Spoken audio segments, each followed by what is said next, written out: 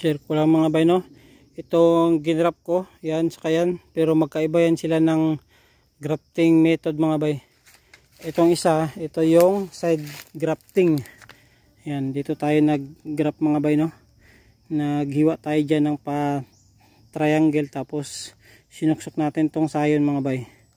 Yan, nabuhay na siya, no. Ito yung side grafting. Yan. Tapos itong isa noon mga bay, ito yung clip grafting. Ito may chupon dito na tumubo, tapos nag-grap tayo dito mga bay. Medyo mababa lang tong ano, no, pinag-grapan natin.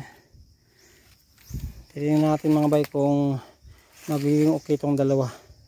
Pag medyo malaki na ito mga bay, putulin na natin tong luma kasi medyo matataas yung mga branches niya, no. Yan, dito pa siya nag-start, nagkaroon ng branch galing sa lupa, sobrang taas. Kaya pag naging stable na ito mga bay, puputulin na natin to dito para ito na yung mag-focus mga bay. Tsaka yung isa din. Yan lang mga bay, no.